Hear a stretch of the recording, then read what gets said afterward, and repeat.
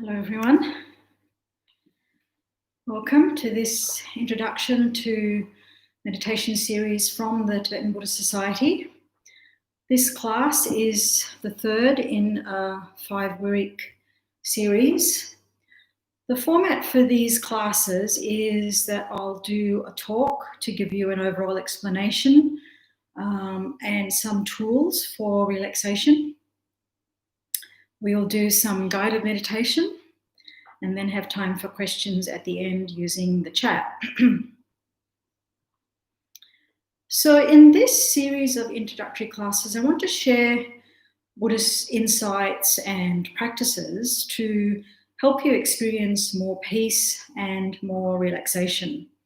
So in the first class in this series, we looked at the obstacles that we have to more peace and relaxation, such as stress, anxiety, the internal critical commentary that we can have, and also the way that we look at the past, the way that we look at the future. And we looked at how to overcome these obstacles to our peace. In the second class, we worked on developing deeper concentration as a way to experience deep stillness and relaxation. We did a meditation to practice developing our concentration, and we looked at the obstacles to good concentration and how to overcome them. In this session, I'd like to talk about mindsets and approaches to create a greater sense of being at ease, and this can help you be more relaxed generally. And also when you meditate, you will get more benefit to be more deeply relaxed. Now, it is possible to change our reactions to situations, our attitudes to situations, and our emotions. And this is an insight from the meditation tradition.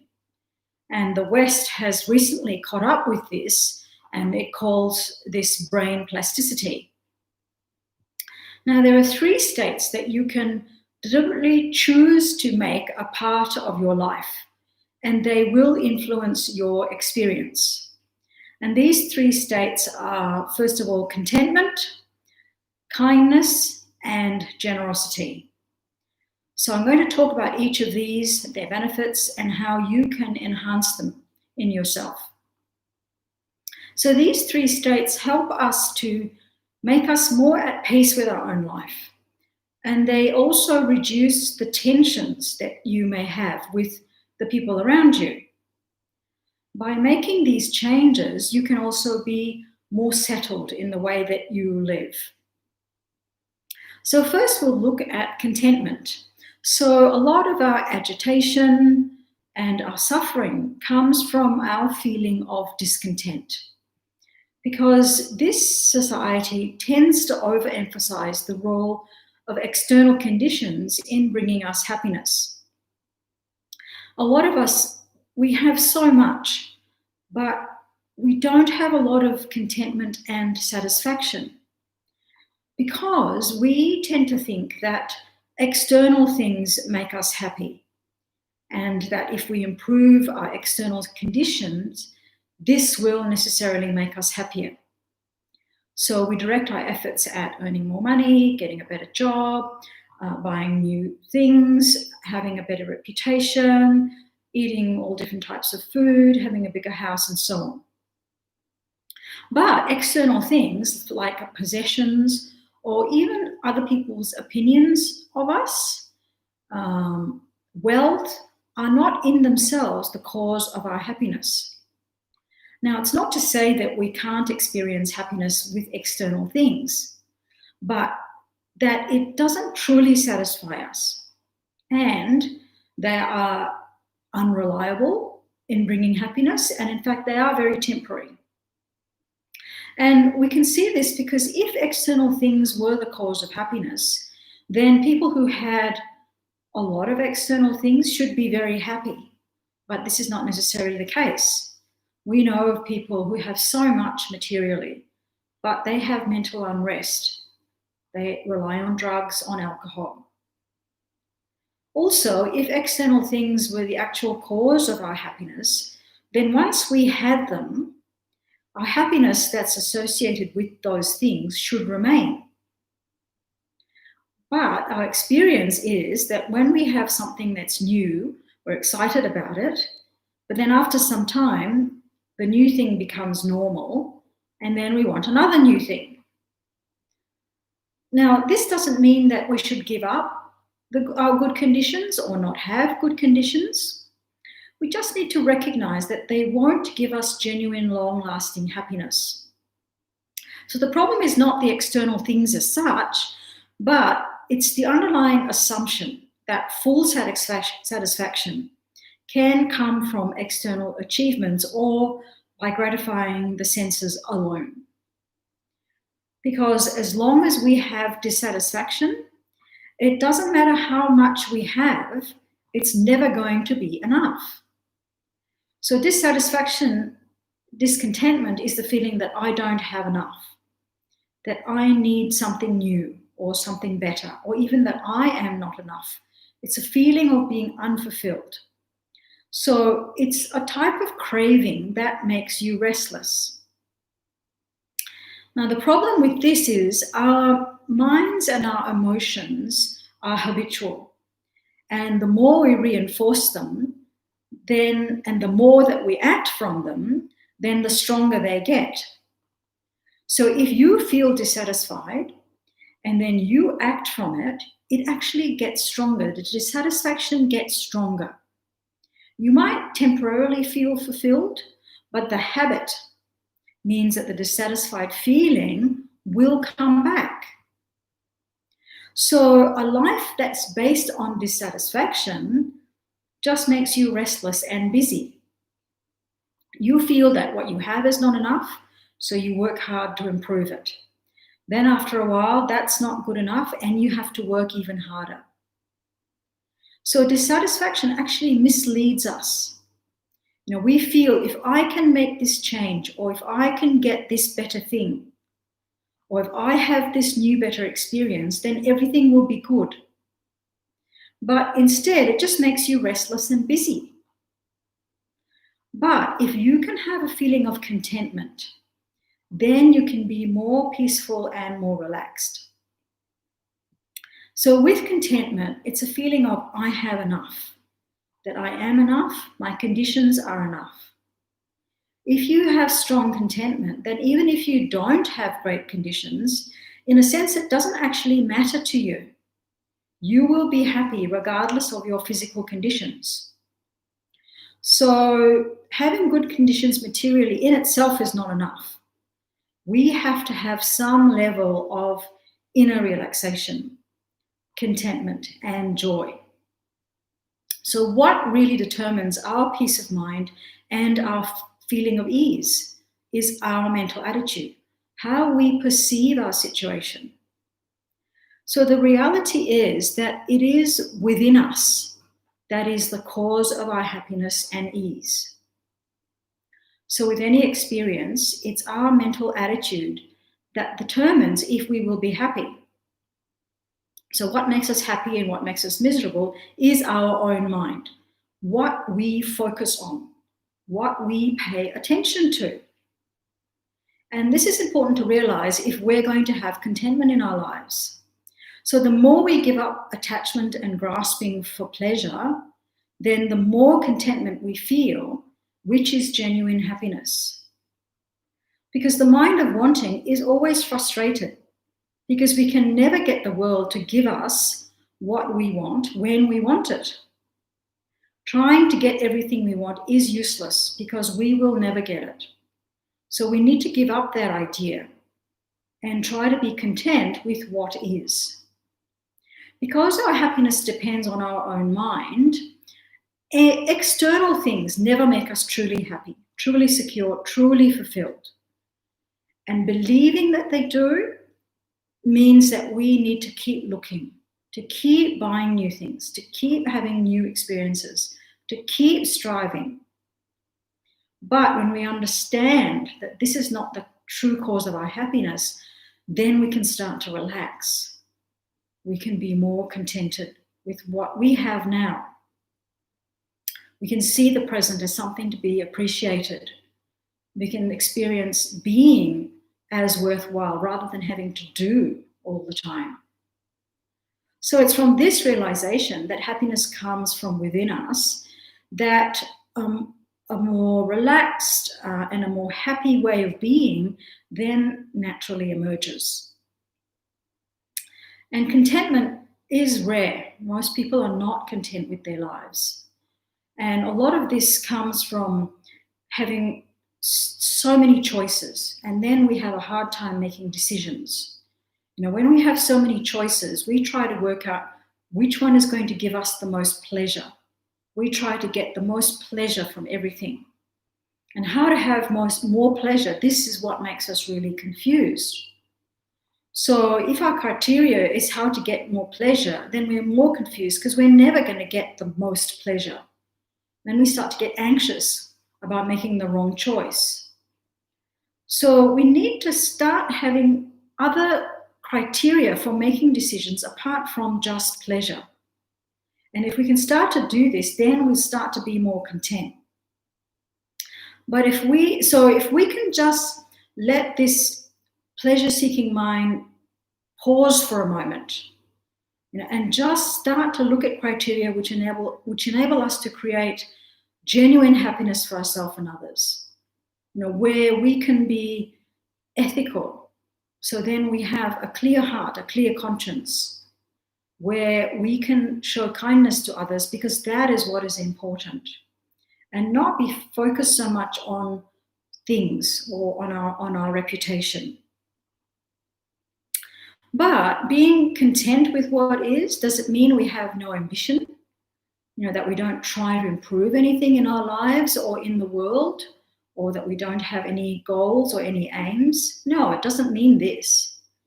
Giving up craving and dissatisfaction, in fact, creates more space in our mind for positive attitudes. It creates more space in our mind to be more ethical. We then have more space to look outside ourselves to other people, more space to be kinder, more space to be more generous without feeling that we're losing out.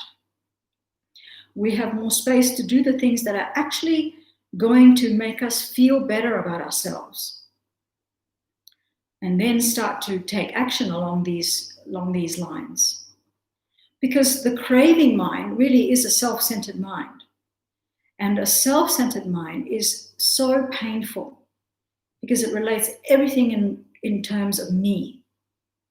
But as soon as we release that, there's so much more opportunity. So it doesn't mean we have no aims and goals if we accept things as they are.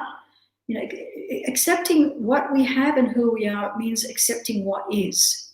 So when we cultivate acceptance, especially self-acceptance, we're accepting who we are in the present moment, and who I am is good enough. Now, it doesn't mean we don't practice a path to improve ourselves in the future. We still practice. The future hasn't happened yet, so we can create the causes for the type of person we want to be in the future. We create those causes now. We still have aspirations. We can have positive aspirations that are going to make our life meaningful. But in this very moment, rather than having grief and self-hatred and guilt, we can just accept who we are, because who we are is good enough. Because we all have our own individual talents, our own individual unique abilities that nobody else has. So instead of comparing ourselves with others, instead, let's look inside at our own talents and abilities and how we can use them. It doesn't matter, whether you are more or less talented than the next person. What's important is having a kind heart and that I use my abilities and talents. Then from that, you can have a feeling of happiness and contentment in your life. We still have aspirations for the future, and that actually gives us a lot of meaning in our life, because we're trying to practice a spiritual path. We're trying to generate a kind heart, and that becomes very meaningful and very fulfilling.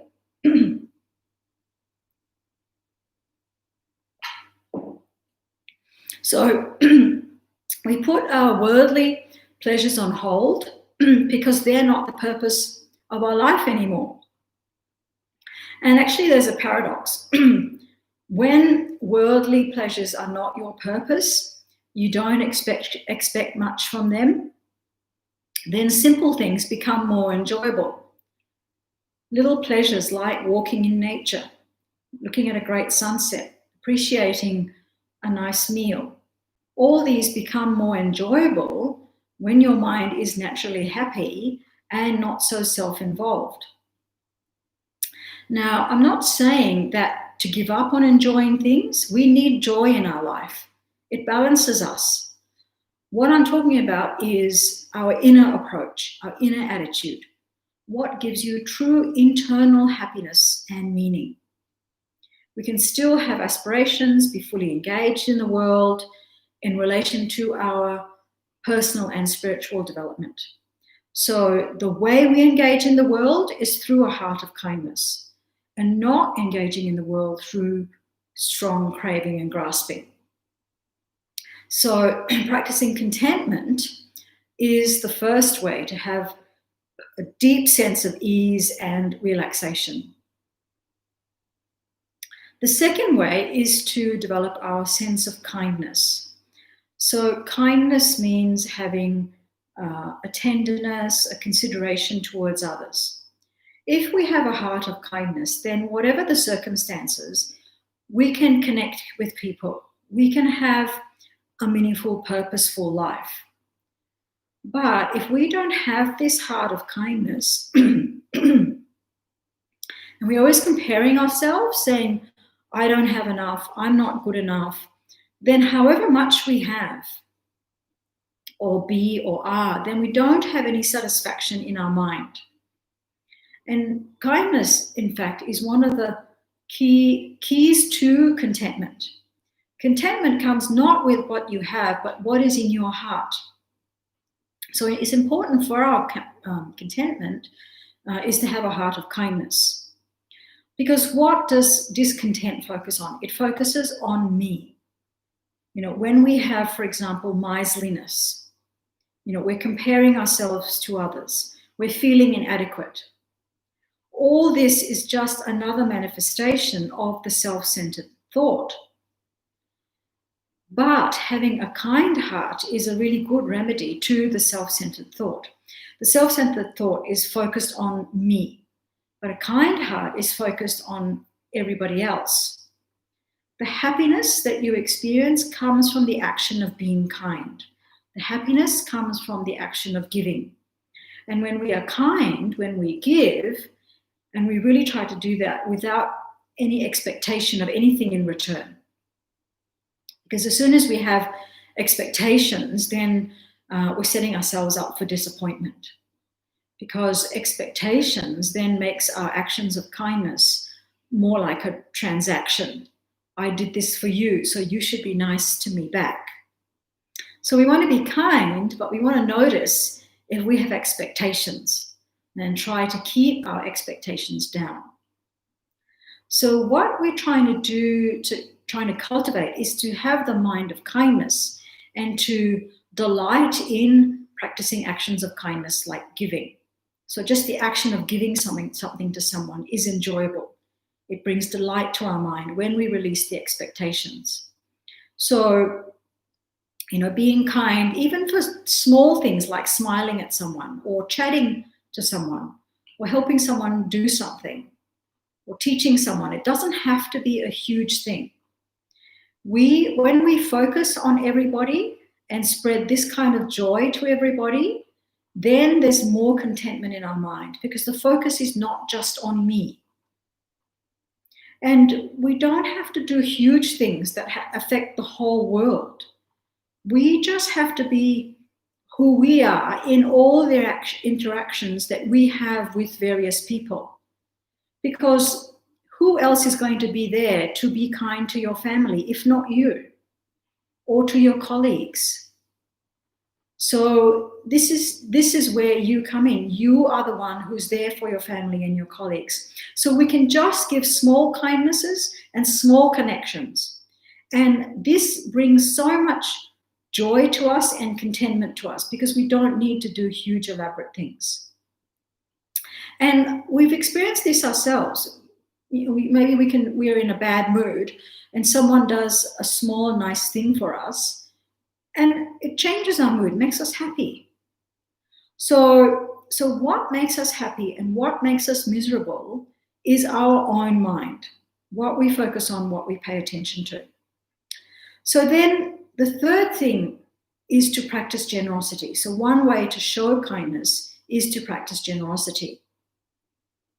So generosity is the actions of body, speech, and mind that come from a motivation of the thought to give.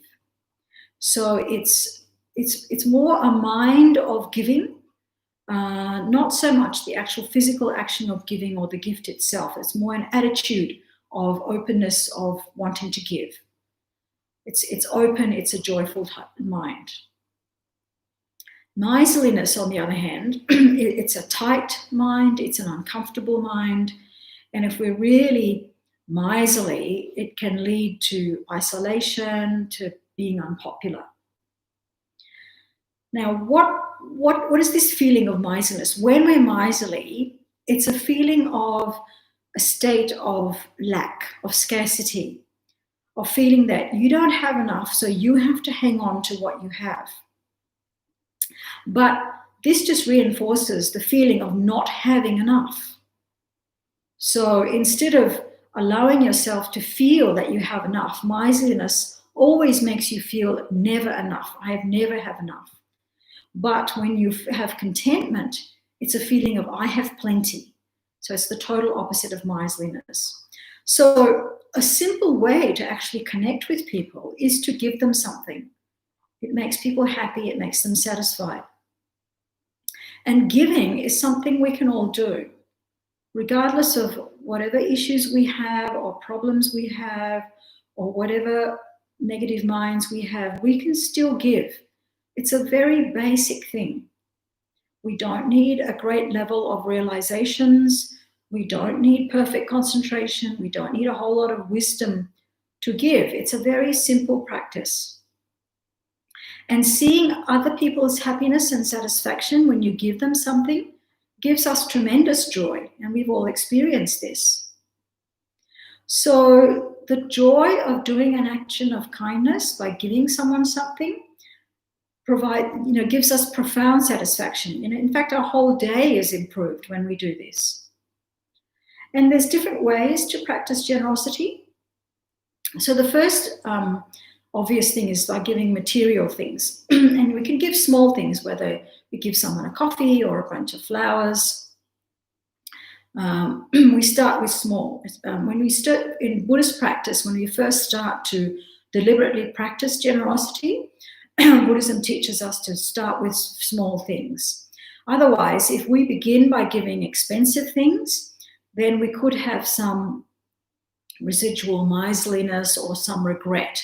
So we don't want that. That's why we want to start with small things. So it doesn't require that we have a lot. In fact, the power of the action depends on the mind behind it, the motivation behind it, not on the value of the object. So, for example, a small, inexpensive gift given with a motivation of kindness is much more powerful compared to a gift motivated for benefit for yourself. For example, if you want something back from the person or if you want to increase your reputation. So when we're giving, we want to try and take as many opportunities as possible to give something to others. Then another type of giving is we can give our wisdom. We can use our wisdom, our speech to remove someone's suffering. So helping others through our speech, like removing someone's suffering through giving them good advice, or giving someone good advice to help them in their job or their business or in their relationships. So using our speech to cause other people's happiness. And we can do this by praising people. praising someone's good actions. This brings them happiness. So this is a type of giving. So we don't need a lot of wealth to practice generosity. And in fact, the best gift that we can give someone is to help them remove their suffering. Material giving has short-term benefit. But if we help someone, to alleviate their suffering with some good advice, we're helping them in a lasting way. And this gives us a lot of joy and satisfaction. Another type of giving is we can give protection. So we can help somebody overcome their fear or their anxiety. Or we can protect someone from danger. For example, rescuing animals in life-threatening situations. Even something small like moving an insect from the path where they may be stepped on. It might seem trivial, but for an insect, it's their life.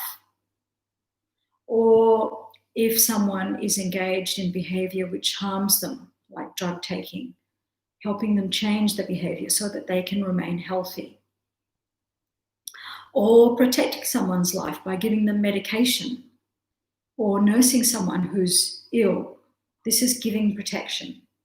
So we can all practice this. Then we can also give love.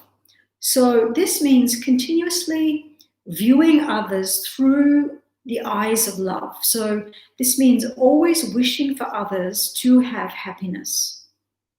So by having this kind of attitude, it then becomes easier for us to then actually act to help make others happy.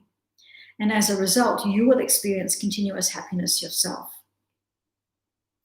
You can also give love by giving people some attention, like, for example, listening to them unconditionally, listening without an agenda, to be a witness to their lives, to make people feel that they are heard. So this is another way of giving love. So how we practice generosity in our life is we start small. We look for opportunities to give things like feeding birds or giving someone a cup of tea or a meal or some flowers. In our work situation, with our speech, we can help look after other workers or look after, if we have workers, looking after their conditions. With our family, being generous with our time and with our good advice. And we can also help people through our example. And this is the best way to help someone or to teach someone is by example. We can tell people what to do, but normally this is not successful unless someone genuinely asks for your advice. But by providing an example of how to act ethically or how to act with kindness and with courage, this is powerful. So we can all act, in this way, practice generosity in this way. We can give protection to people who have anxiety or stress. With our wisdom, we can help them. Or if someone's being bullied, help them to change it or to avoid it. So when we practice generosity, even on a small scale, we find that it strengthens the positive side of our nature. It reinforces the likelihood of us acting altruistically again. And it's in this altruism that we find true fulfillment. But as with all things, we need to be balanced in the way that we give, whether it's material things or our time. We don't want to deplete our resources or somebody to take everything. We don't want to be a martyr or a doormat. You need to be a bit wise and strong with your generosity. The strength is you choosing what and how you give, not because someone is expecting it or someone's trying to take it away from you. So you can still be mindful of the reciprocity of relationships and the balance in relationships, but just changing our attitude in the way that we relate to people. To have a more open attitude, a kinder, more generous attitude, but still to look after your own needs in a balanced and in a healthy way. So developing our sense of contentment, developing our kindness and developing our generosity. These are the ways to create mindsets that allow us to live more at ease and to be more relaxed.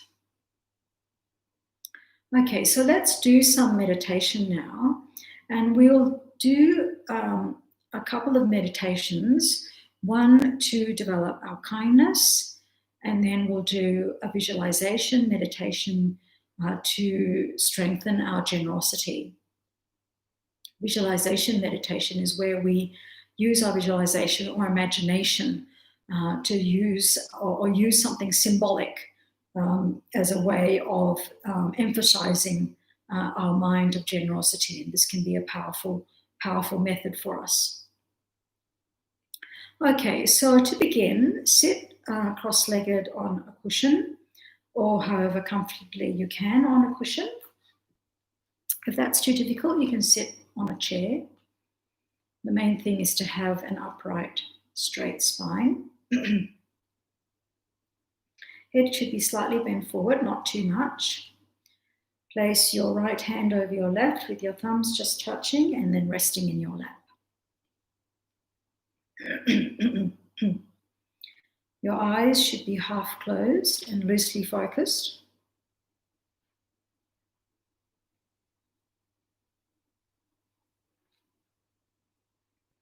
If you find that too difficult, then you can close your eyes or just have them very slightly open. Your mouth is closed and your jaw is relaxed.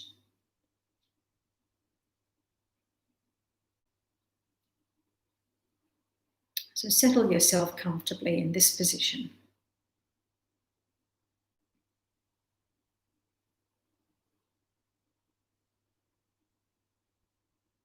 Then set a positive intention for your meditation.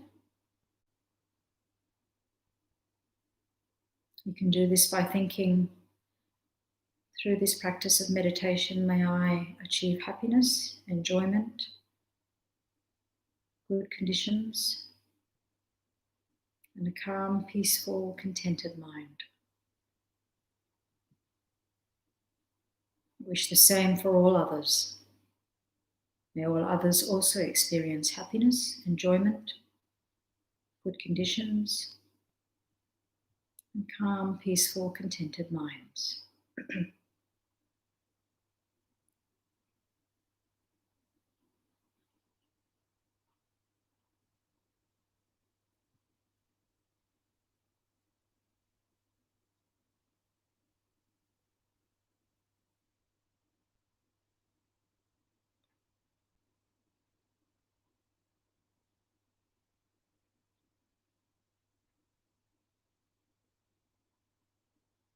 So begin to relax by putting aside all distracting thoughts, such as any problems you have, any worries, any plans, memories of the past,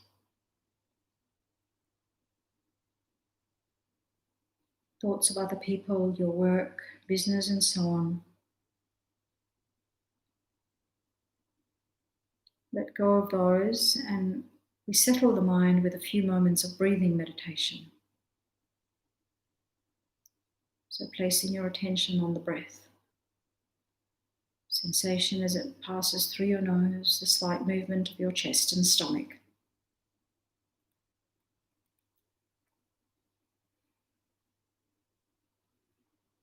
To bring your attention inwards.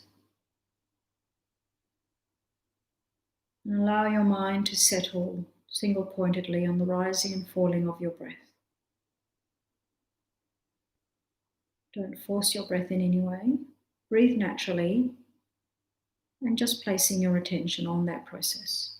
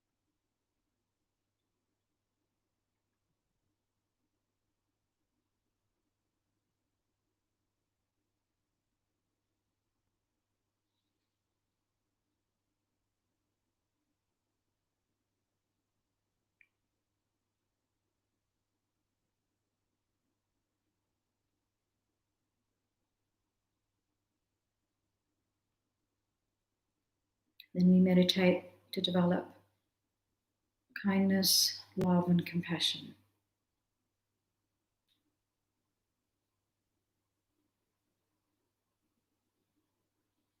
First, reflect on your own physical and mental suffering.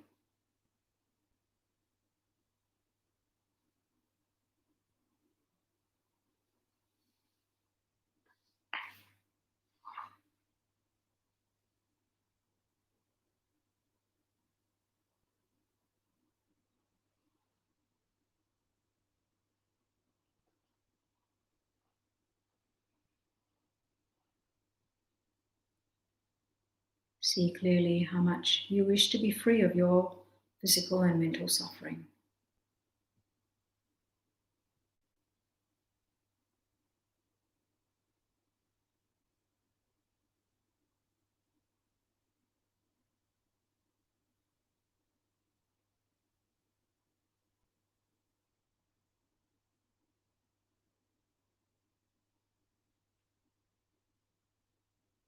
Then generate the wish for yourself to be completely free of this suffering and all suffering and all causes of suffering.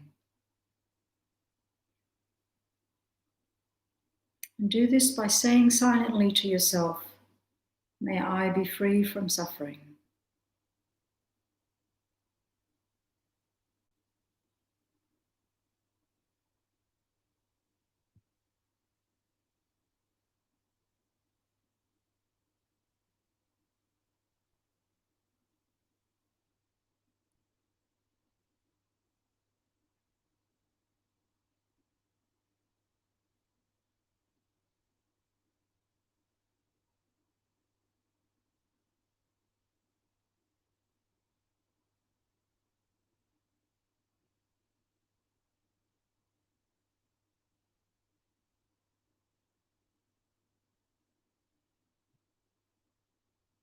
Then generate the wish for you to experience happiness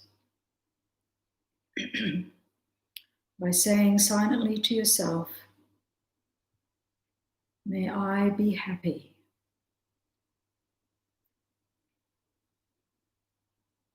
May I be healthy. May I be at peace."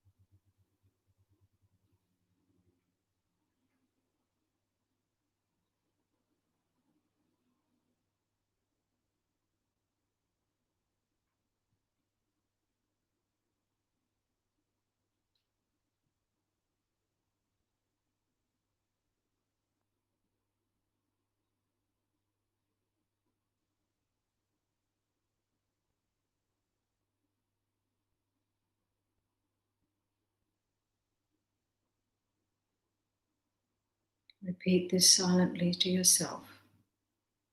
May I be happy.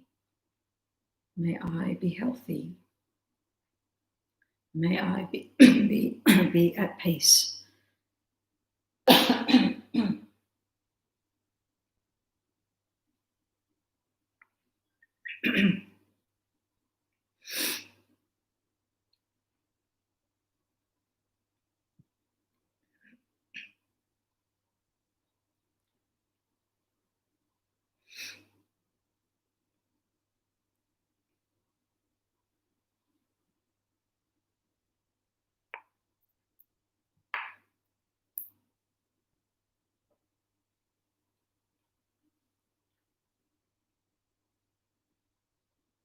Then reflect on the suffering experienced by a loved one,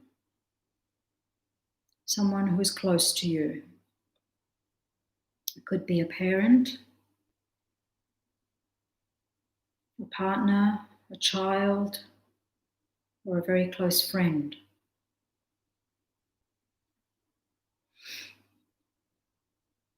Pick someone and then visualize a time in their life when they may have been suffering, or maybe are suffering.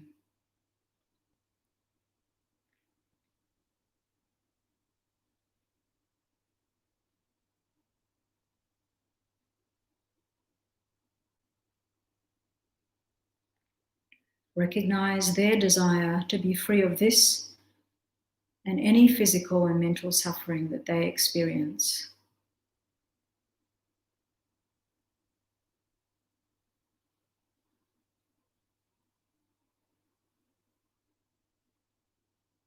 So bring this person into your mind and into your heart. Generate a strong aspiration that they be relieved of that suffering and all other suffering. By saying silently to yourself, may you be free from suffering.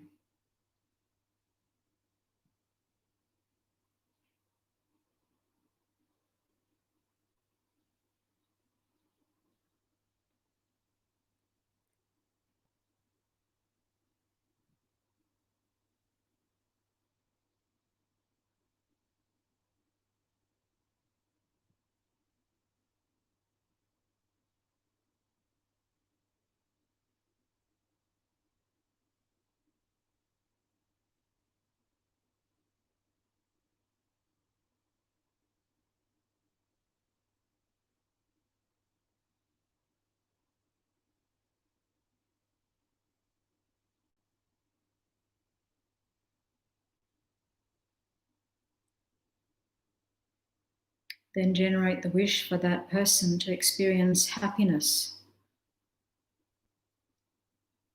by saying silently to yourself, may you be happy. May you be healthy. May you be at peace.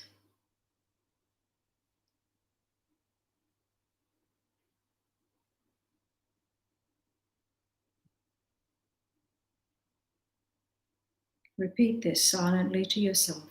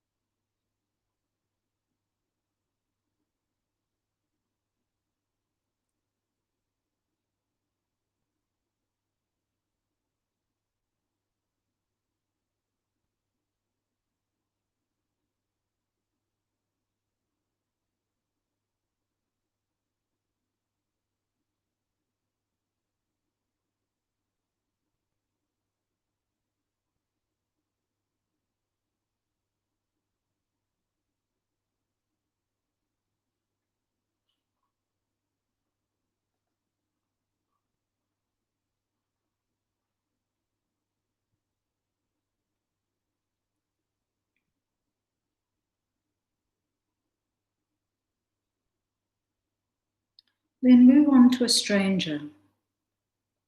Think of someone whose face you recognize, but you don't actually know much about them. It could be a neighbor, or could be someone at work. You see them, you recognize them, but you don't know much about their life.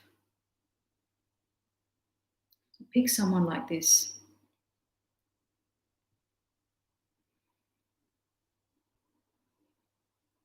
Then visualize a time in their life when they may have been suffering, even if you don't actually know about it.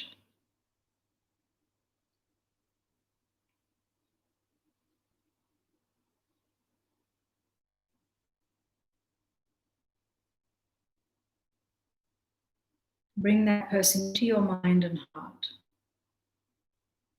Cultivate a strong aspiration that they be relieved from that suffering all sufferings and all causes of sufferings. Do this by saying silently to yourself, may you be free from suffering.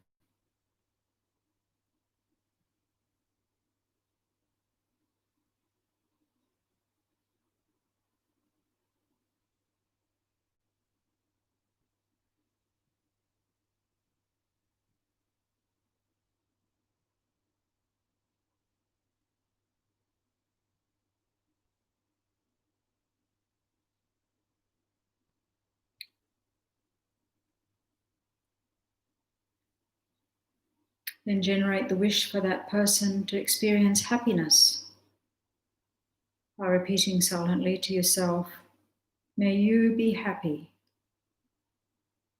May you be healthy. May you be at peace.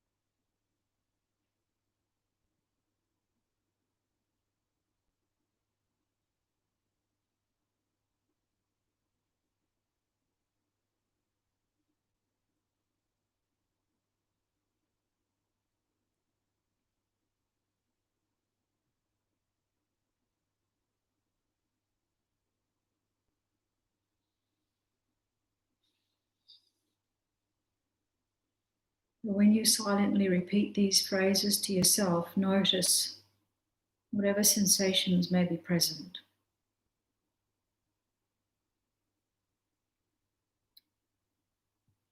And say these phrases with feeling, genuinely,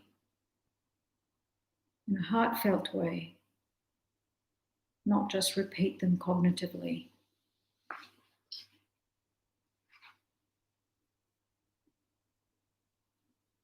Try to be genuine about this. Bring this person to mind in a genuine way and repeat those phrases about them.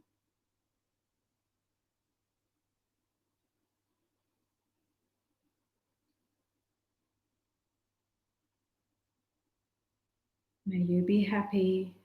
May you be healthy. May you be at peace.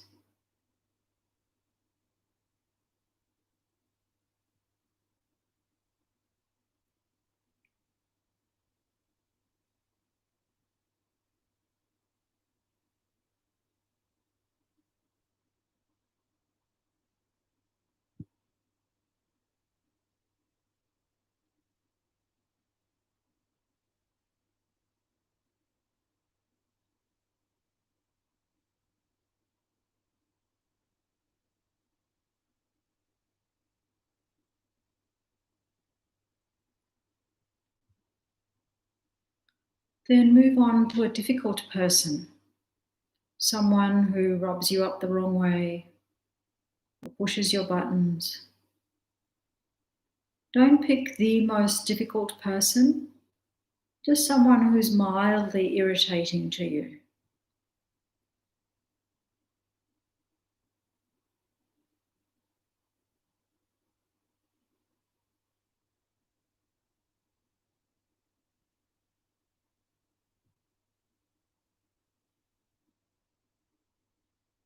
Then imagine a time in their life when they may have been suffering.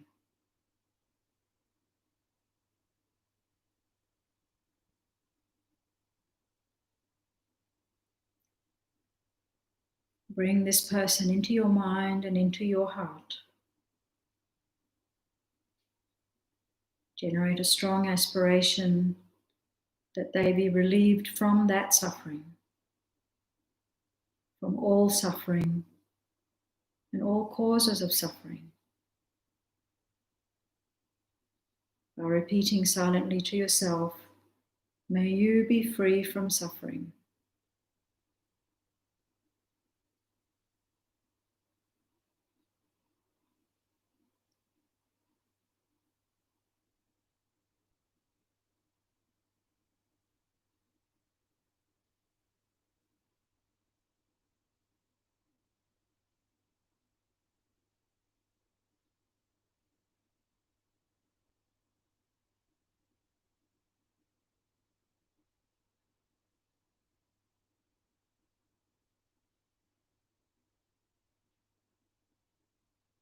Then generate the wish for that person to experience happiness by repeating silently to yourself, may you be happy. May you be healthy. May you be at peace.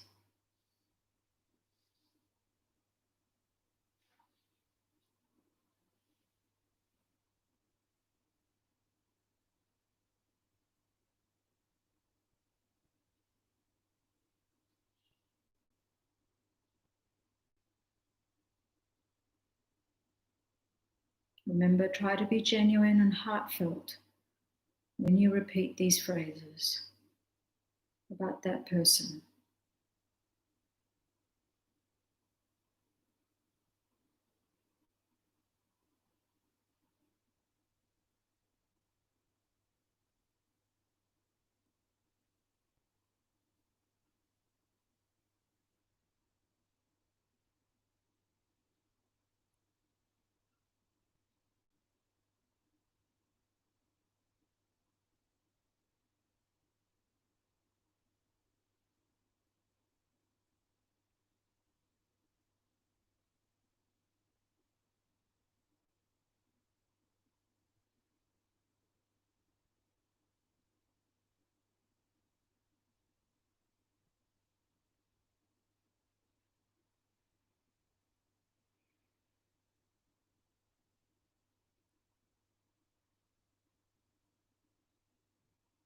Then finally move on to as many people as you can imagine.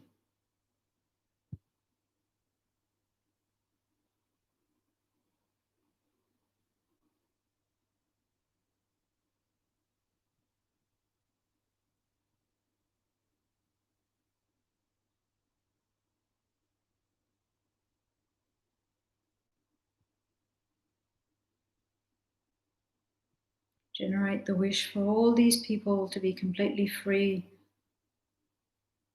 of any suffering and all causes of suffering by saying, repeating silently to yourself, may you all be free from suffering.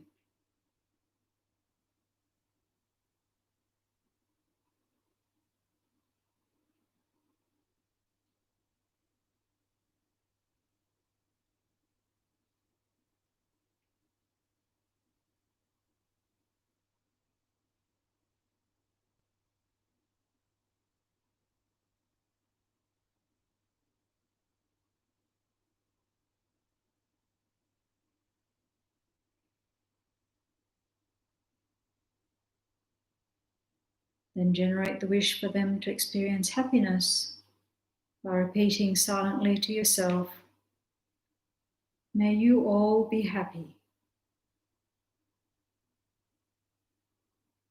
May you all be healthy. May you all be at peace.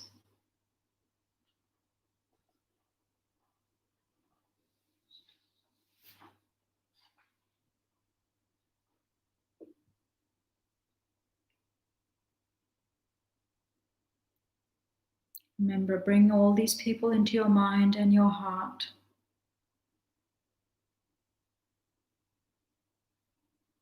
Repeat these phrases in a genuine and heartfelt way. May you all be happy. May you all be healthy. May you all be at peace.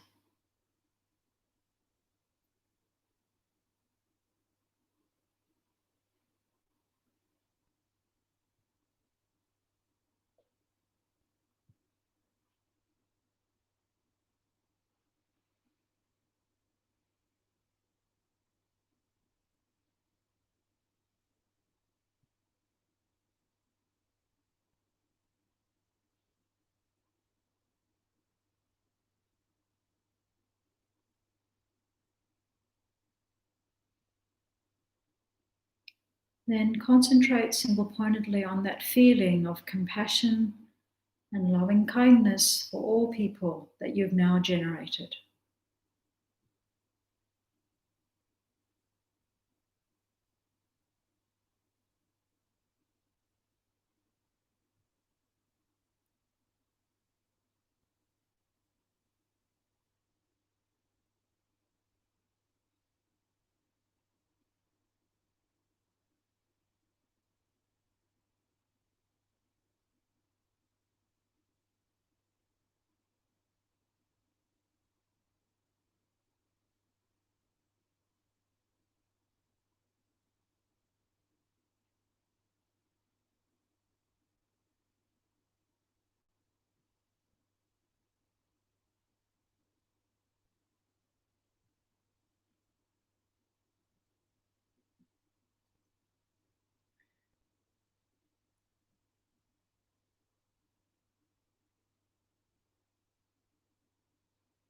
Then we do a meditation to generate the mind of generosity, to strengthen our mind of generosity. So to do this, visualize that all your wealth, all your possessions, your property, your house, your car, everything that you have, also your body, all these transform into light.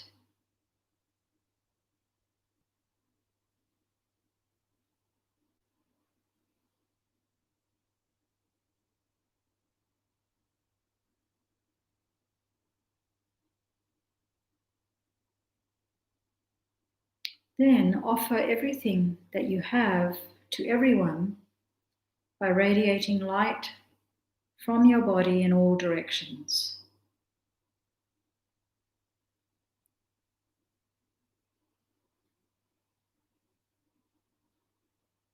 Start with the people close to you, your family, your parents, your friends. Visualize them around you, then other people that you work with, people around you.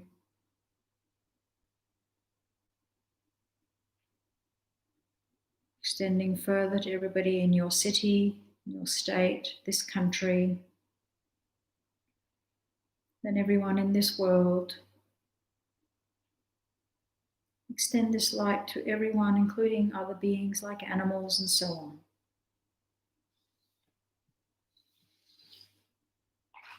Extend this light to everyone, it touches everyone.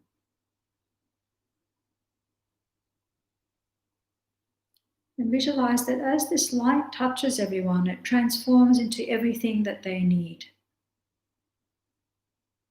For those people who are hungry, this light radiating from your body transforms into food and drink for them.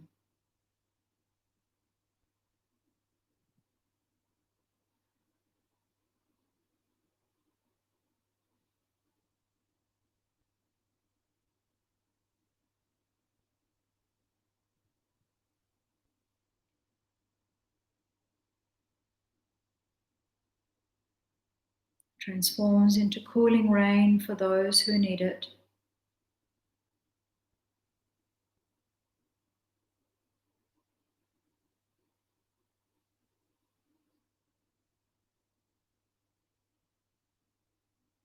The light from your body transforms into warmth for all those who are cold.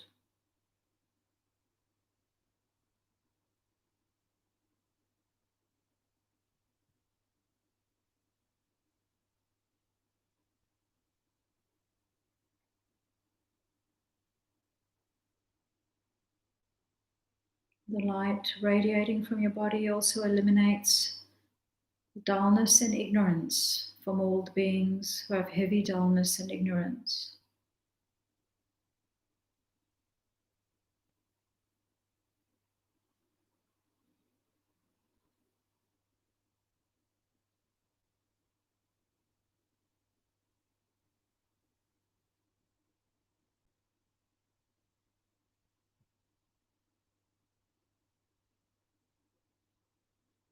Think that this light radiating from your body brings whatever is necessary to satisfy every type of being.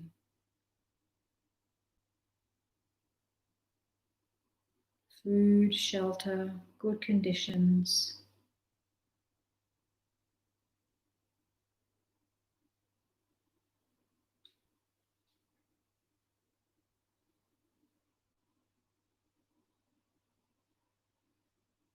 This light radiating from your body also transforms into protection for those with fear and anxiety. Makes them feel safe.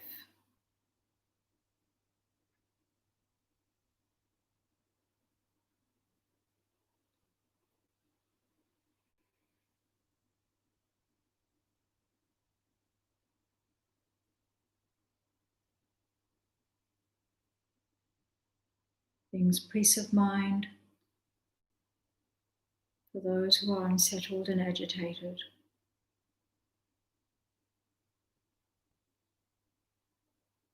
The light transforms into teachings for those who have an aspiration for spiritual practice.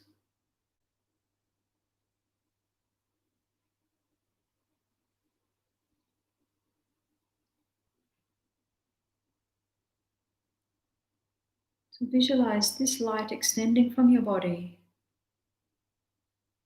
touches every being, and it brings everything to every being, everything that they need.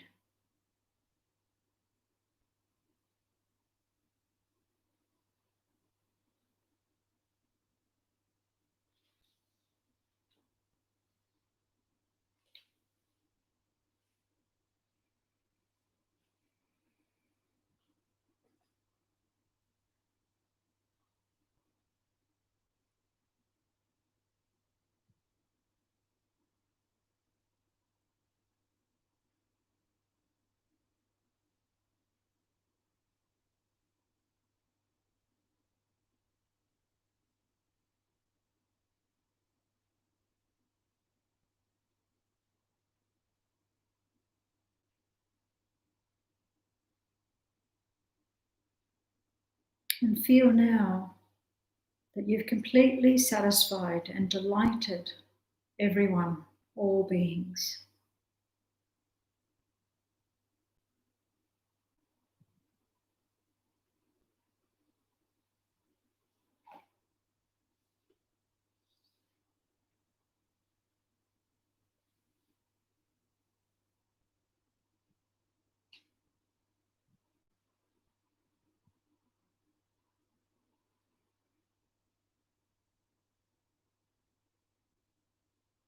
Then concentrate single-pointedly on this experience of total generosity.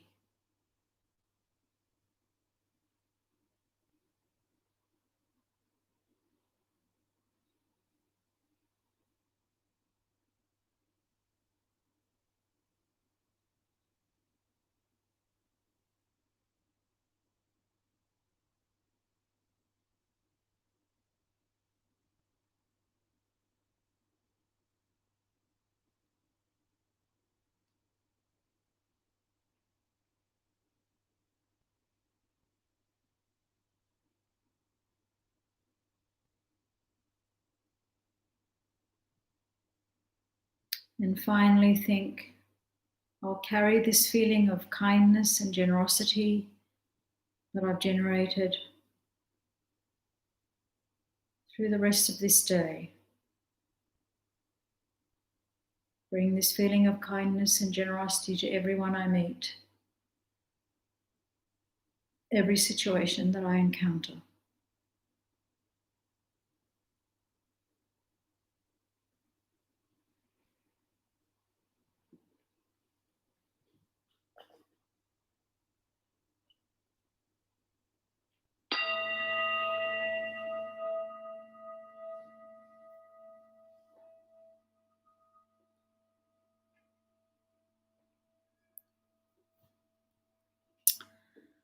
Okay, so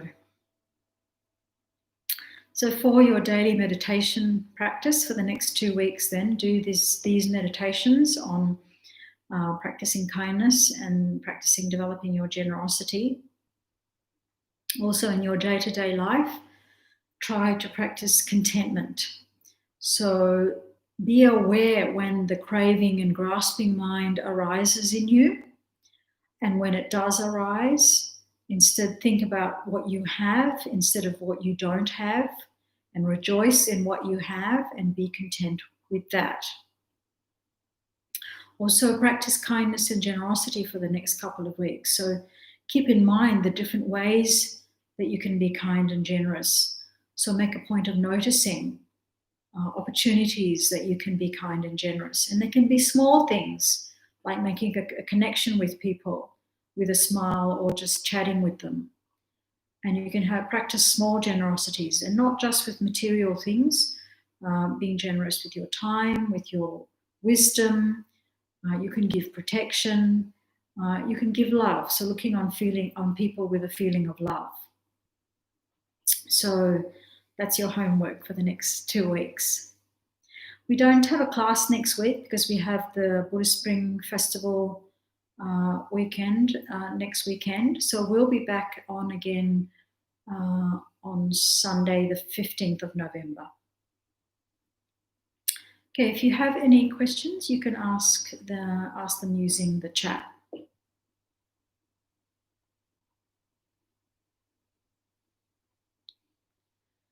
Chris, I'm glad you enjoyed the meditation. Thanks, Nicola.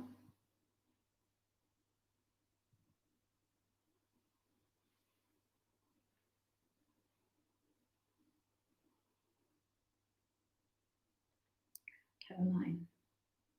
Thank you. Welcome.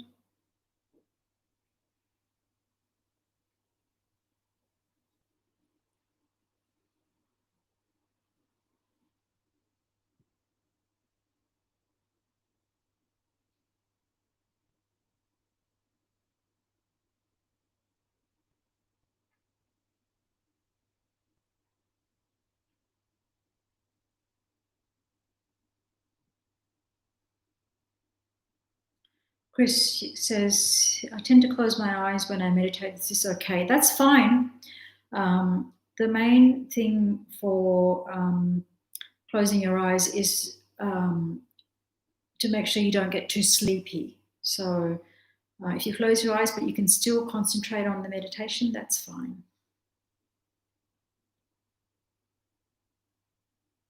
Yes, half closed can be a bit tricky sometimes. So if you start with closing your eyes or just having it very slightly open, that helps you not to be so sleepy. But if you don't have a problem with being sleepy, if you close your eyes, that's fine.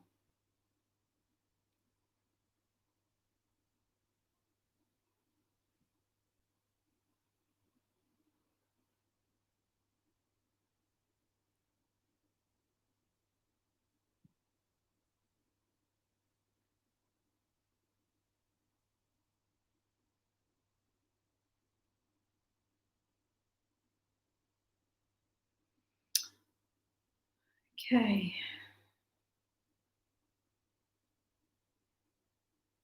We don't have any more questions. We'll stop there. So I hope you enjoy the festival weekend next weekend, and I'll see you in a couple of weeks. Thanks for your attention.